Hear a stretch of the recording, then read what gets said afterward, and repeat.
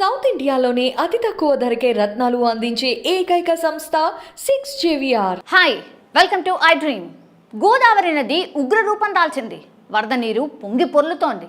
లోతట్టు ప్రాంతాలతో పాటు లంక గ్రామాల్లోనూ ముంపు తీవ్రత మరింత పెరిగిపోయింది.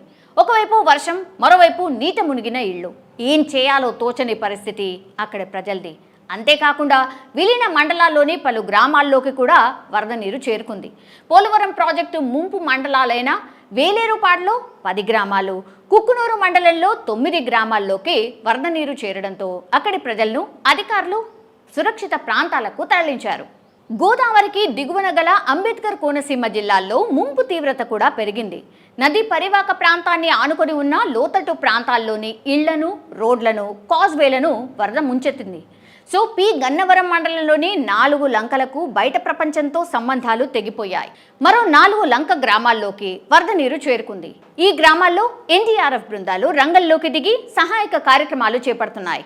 ఐనవిల్లి మండలంలో ఎదురు బిడియం, మామిడి కుదురు మండలం అప్పనపల్లి కాజ్వేపై ముంపు తీవ్రత పెరగడంతో ట్రాక్టర్లు, పడవల మీద ప్రయాణికులు, రైతులను దాటిస్తున్నారు.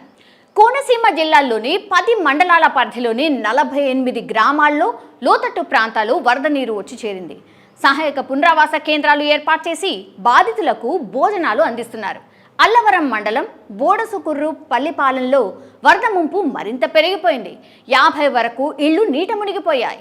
ఎదురుపిడియం కాజ్వే వద్ద వరద తీవ్రతను గృహ నిర్మాణ శాఖ మంత్రి జోగి రమేష్, బోడసకుర్రు వద్ద ముంపు ప్రాంతాలను రవాణా శాఖ మంత్రి పినిపే విశ్వరూప్ పరిశీలించారు. ఏటిగట్ల పరిరక్షణకు ప్రతి అర కిలోమీటర్కు ఒక వాలంటీర్ చొప్పున 740 మంది వాలంటీర్లను రక్షణగా ఏర్పాటు చేశామని కోనసీమ కలెక్టర్ హిమాంశు శుక్లా తెలియజేశారు. పశ్చిమ గోదావరి జిల్లా కనకాయలంక, పుచెల్లంక వద్ద వరద ఉధృతి మరింత పెరిగిపోయింది. యలమంచిలి మండలం కనకాయలంక, ఆచంట మండలం అయోధ్యలంక గ్రామాల్లో ఇళ్లలోకి వరద నీరు చేరడంతో ప్రజలను సురక్షిత ప్రాంతాలకు తరలించారు.